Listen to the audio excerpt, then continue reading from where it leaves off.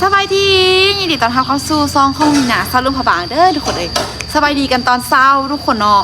มื้อนี้ก็คืออยู่ที่เฮือนของแม่จันทุกคนเนาะแต่ว่าบ่ได้มาหาเอาโตแล้วว่าบ่ได้มาหาบ่ได้มาหาไอ้โตทุกคนเพราะเอาบ่มีไผอยู่มื้อนี้มีนากับต้นตาลก็คือมาเฮ็ดโต๊ะอีกแล้วทุกคนเนาะมาเฮ็ดโต๊ะมาเทขั้นแล้วก็มาแกะแบบมีนาก็สิมาโบกมื้อนี้ทุกคนเนาะเพราะว่ามื้อวานนี้พวกเขาเข้ามาทุกคนแต่ว่าบ่ได้ถ่ายคลิปซื่อเข้ามาอยู่แต่ว่าบริถ่ายคลิปทุกคนเนาะเมื่อวานนี้ก็คือมาเฮ็ดขั้นได้ขั้นซ่องอันแล้วก็แกะหน้าแกะแบบได้ซ่องหน้าทุกคนเนาะแล้วก็เทตั้งได้หน่วยนึงเพราะว่าเมื่อวานนี้ก็คือบ่มีกะโหลทุกคนเนาะคันท่าว่าป้อยุงคันท่าว่ามีกะโหลกันน่าจะได้ตั้งอยู่จากซ่องหน่วยเพิ่นเนาะคันตั้งเทเนาะซ่องหน่วย3หน่วยทุกคนวันนี้ก็เลยไปซื้อกะโหลมาทุกคนเนาะซื้อกะโหลมาซ่องกับแต่ว่าหน้าโต๊ะที่เขาซื้อปูแล้วทุกคนเนาะก็คือซีมาเทตั้งแล้วก็ซีเทตั้งไว้แล้วก็มาแกะแบบทุกคนเนาะแล้วก็เฮ็ดขั้นตอนนี้ขั้นเฮ็ดได้2หน่วยแล้วทุกคนนี่อันนี้หน่วยที่1ทุกคนเนาะตัวนั้นหน่วยที่2นี่มื้อแม่เฮ็ดอย่างหน้านิดนึงอยู่อยากสิมาโบกขั้น2หน่วยทุกคนแล้วก็โบกตั้งหน่วย1ส่วนต่างคือสิแกะแบบแล้วก็เฮ็ดขั้นอีก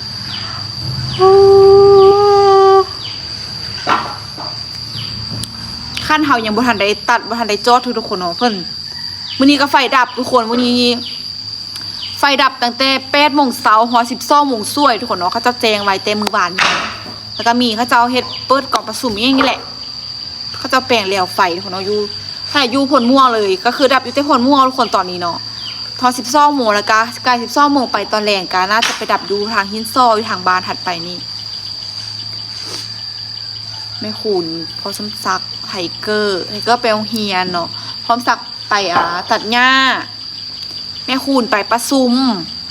สมัยต้นต่างกันมาเฮ็ดเวียกตัวนี้เพราะว่ามื้อวานนี้ฝนตกบ้าแห้งๆทุกคนแล้วก็มาตกบ้าเซานี้อีกเนาะก็เลยหน้าอย่างบ่แห้งอย่างบ่มีให้ทันได้กรีดอย่างซ้ำฝนตกน่าจะแบบเอาช่วยจากน้อยทุกคนเนาะแต่ก็ยังผ่านแบบกรีดเถื่อหั่นน่ะเพราะว่ายังบ่มั่นใจเถื่อรู้สึกว่าฝนน่าจะมาอีกทุกคนมันเป็นปวดๆเอาอยู่หั่นน่ะตอนนี้เกี่ยมแล้วทุกคนเนาะต้นตาลกายเกี่ยมแกะแบบแกะอย่างละเดี๋ยวเวลากะสิเกี่ยมนั่นล่ะทุกคนทุกคนนี่ทุกคนป้ามีน้ำบ่เคยเจ็บกระเพาะแห้งปานนั้นจักเทื่อทุกคนตอนเช้าเนาะต้นตาลปลุกไปการตุเครียดทานลงปลุกทุกคนเนาะการตุเครียด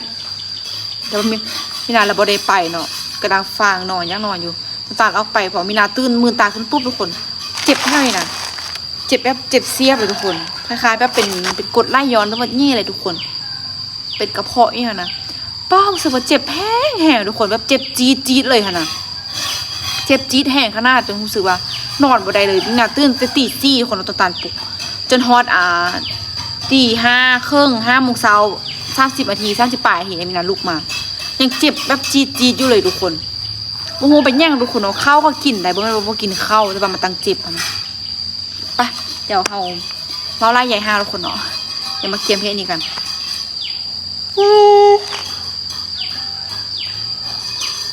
นั่งนอนเดี๋ยวมีนาซีมาโบกอีกกันทุกคนเนาะเดี๋ยวมีนาซีโบขั้นก่อนแล้วจังยกตั้งโบกเพราะว่ามันเขาเทเมื่อวานนี้ทุกคนว่ามันไม่ค่อยมีแดดนะไม่ค่อยมีแดดก็เลยน่าจะโบยักแบบปูนอย่างโบยักแข้งบันไดนะก็เลยว่ายังบุทันต้อยเพื่อนเนาะเดี๋ยวสิโบกไปก่อนไปเดี๋ยวไปปลาส้มปูนเข็มแล้วก็เดี๋ยวมาโบกกัน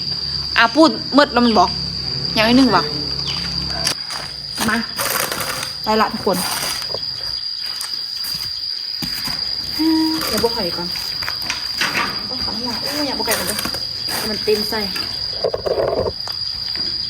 ปูนเต็มใส่ยังไม่ได้แข้งทุกคนนะโบกไปแล้วเขาลวดลงเลยจ้ะจะมันท่ากันล่ะเห็ดปูคุณนิดนึงทุกคนอันนี้เพราะว่าน้องห้ากันเกะใหม่เป็นแรกอะไรจะมันจะเข้าเนี่ยนี่ไงมันจะเรียกนะ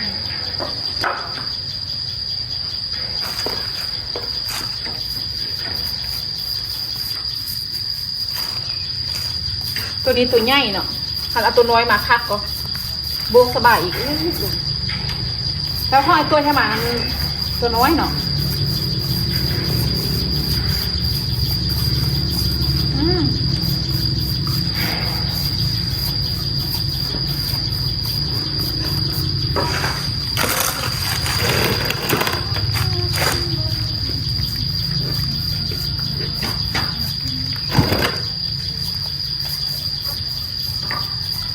บริโภคโดนเติมเป็นคนจะตอนไปห้าจิกกันจะตอนไปห้านาเศร้ากัน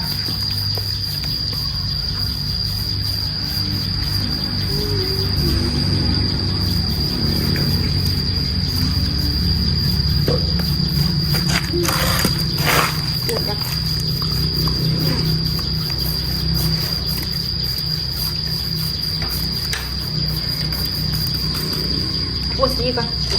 ปวดน้ำข้างล่างนี่หน่อย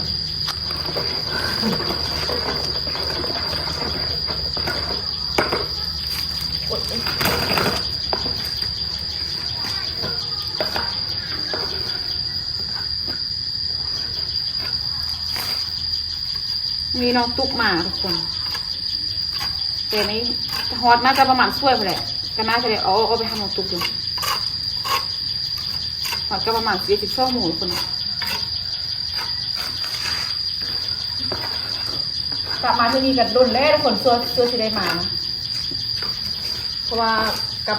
ป่าจะไม่ก็ได้ไปเรียนอยู่ไทยทุกคนเนาะได้ไปเรียนต่ออยู่ประเทศไทยแล้วนะคะ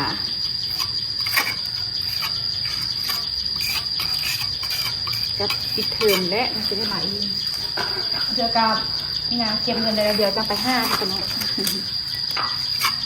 เก็บอะไรแล้วเดี๋ยวไป5ซื้อ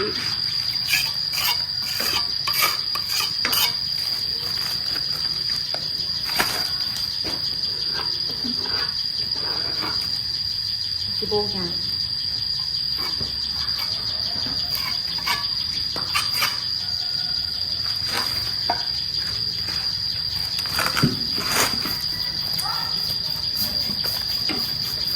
นี่ทุกคนช่วยสิได้เงินแต่ละที่ทุกคนเนาะตอน5แล้วจะเป็นสิตายผมมาตอนใจค่ะนะจบปั๊บเมิดเข้าตลาดเธอนึงไปตลาดหมึด4-5 แสนคนเอาซื้อในยูนกินแบบขนาดเขาครอบครัวน้อยทุกคนนะครับครอบครัวใหญ่ให้หายครอบครัวใหญ่แบบมีกัน6-7 คนสินะอันนี้แบบมี3-4 คนหรือแบบไปตลาดที่นึงมีหมดไล่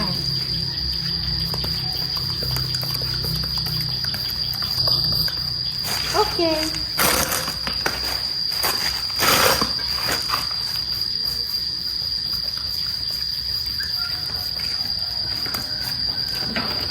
เดี๋ยวดูแล้วกินรุ่งมาเดี๋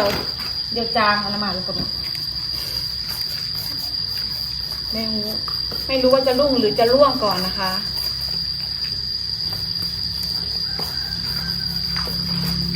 แต่ไปอยู่ลองสามีบัวให้หมีทุกคนตัวแบบผมมีนาเห็น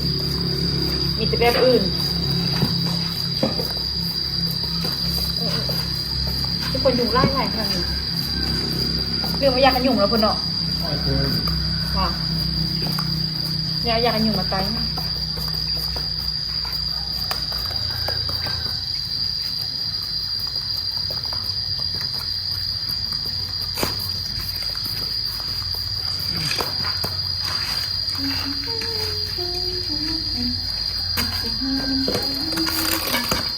กระทะแบบตัวที่เขาเกะโดดนะทุกคนโบกงานมันต้องแบบเลยเห็นแล้วแต่ว่าตัวที่เขาห้างจะเกะใหม่โบกง่ายดีเข็ดแคลใส่ยาที่ปั่นนะยังอยู่กับเขา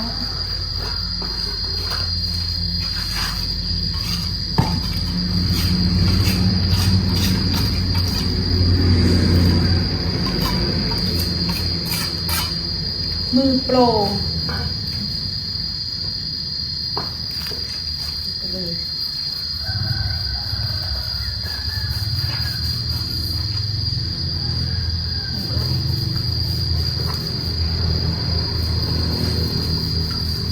ตอนนี้มีน้อยคนเอาโบไปมือละอัน2 อันเดี๋ยวมือได้ที่แบบมีไล่ได้เห็ดไล่เลยก็เทียมแลบนำใส่มากเบิดมือทุกคนคือตอนนี้ที่เลย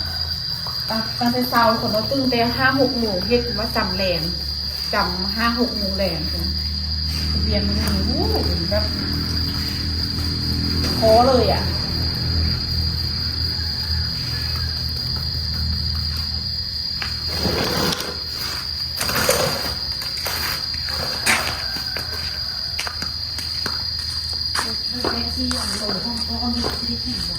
มาแล้วไม่เคยส่วนเลยที่เดินนั่นแม่นั่นคือแม่เอ้าไปหาก่อนใช่ไหมให้มันตกใจอันข้าวบัวตัวนี้เดี๋ยวดู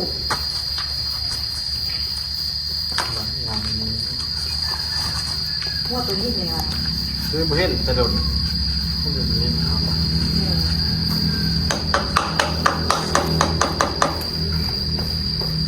ตัวประมาณง่ายกับตัวเนาะมันทาก็มันเร็วอะไรเลย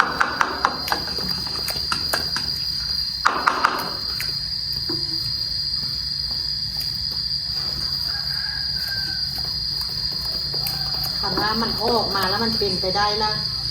แม่ที่เห็นอะไรพุดเซิร์ฟพุดดินเซิร์ฟเริ่มเนี่ยมันเริ่มต้นทางลูกก็เล่นเนี่ยอันนี้มีวะ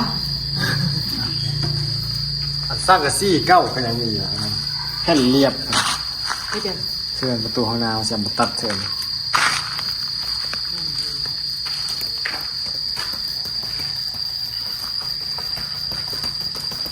อย่าเปลี่ยนคู่นี้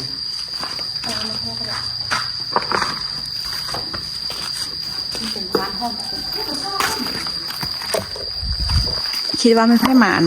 มากวนสันดอกให้มาจัดมาที่ร้านห้องคาดได้หรือไม่น้องยี่ไม่กลัวอดีตนั้นใส่นี่หว่าแม่ขวดเอาดินแถวนี้มาใส่แล้วแม่สิลงยามเบิ่งว่ามันออกมามันสิเป็นเนื้อเดิมนะ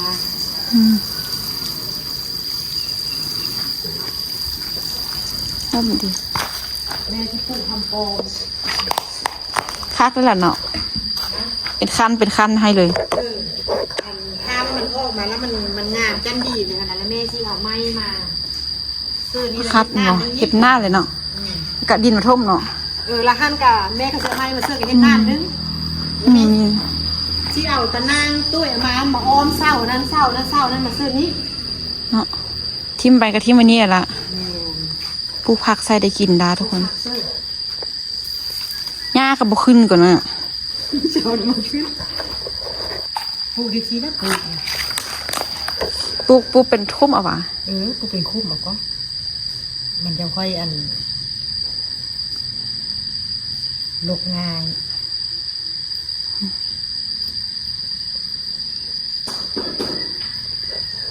ดินมันรุ่นก็เป็นซีเมนต์ชั่วสักลงน้ำเนาะดินก็เป็นดินอันนี้เสื้อกุ้มสร้างแก้มแล้วก็บุกเบี้ยโครงสร้างแกนออกเบียร์แกนละซ่องเบียร์มีขุดเอาดินแท่นถุงมันฝนตกเปียกหมดเลยรถแตนพอจอยเก็บแกะแวบอ่ะเดี๋ยวไปนาไปโบ้แล้วก็ทุกคนเลยแป๊บนึงกันใกล้ที่แล้วละโบขั้นโบกตังเนี่ยแล้วทุกคนมาท้าขับน้องตุกตัวนี้พอดีมาฮอดแล้วลงตัวนี้1 2 3ยังไม่ใช่ก็ทุกคนบรรยากาศดีขนาดเรามาจะต่อ11 โมงปลายทุกคนเนาะตอนนี้11 โมงครึ่ง30 ปลายแล้วทางกำลัง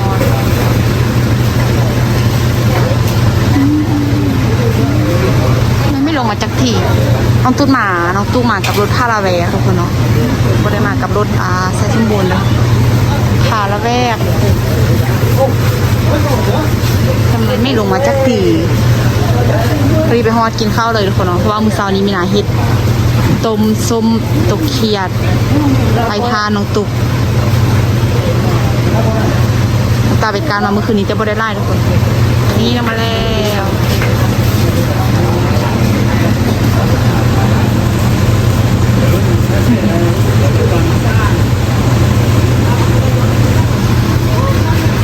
ยังไม่ได้จ่ายตังค่ารถเลยค่ะ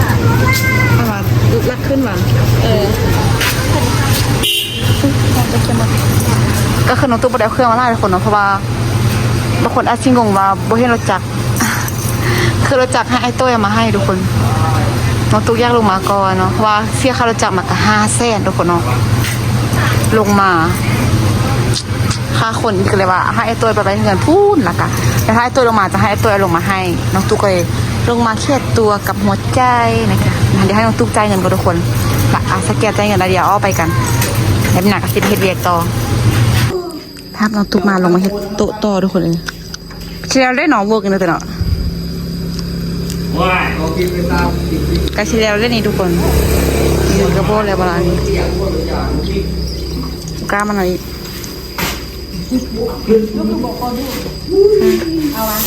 มาเอากันกระเชียร์ละเฮ็ดนะบ่หนุ่มน้อยวัยรุ่น สร้างปูนอีกคนน้อยไอ้ตัวสร้างปูนอีกตัวหนึ่งคนน้อยลูกค้าสิลงไปเฮ็ดโต๊ะต่อทุกคนแดดฮอนขนาดว่าสิไปเข้าไปกรีดยางแต่ว่าแดดนะ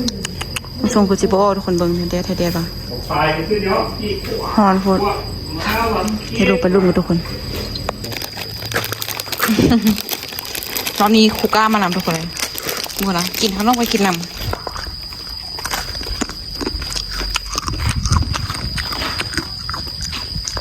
มันสองทาง ร้อยสิร้อยสิ ตาลตี้นี่แข้งเนาะอันนี้ตัวทำอีกตัวคนเนาะทางอะไรออกวะเพราะว่าคนเบิ่งได้แท้ๆป่ะคันพูดไม่นาไปกี้อย่างนี้คือสิเป็นลมอยู่ให้มีหนานี่เนาะฮอนโพดเนาะคือสิเป็นวินอยู่เลยทุกคนฮอนโพดต้องปวดอีกรอครึ่ง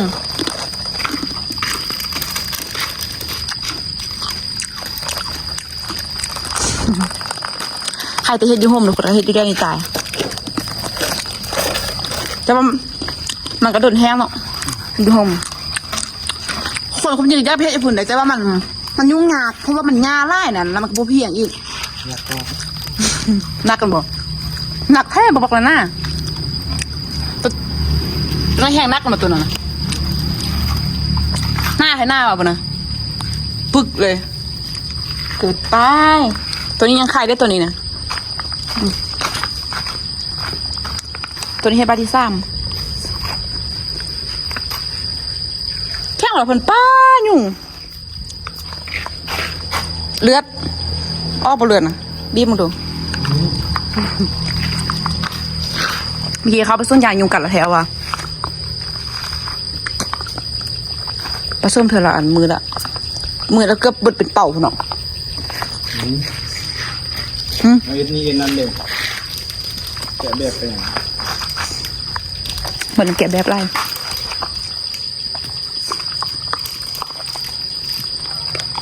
ไม่ใจกันมาปูผักใช่ไหม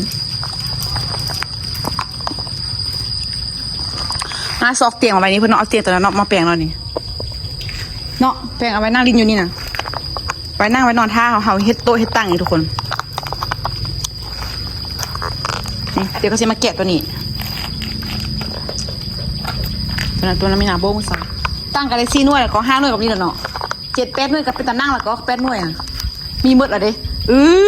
ถูกกายกินขนม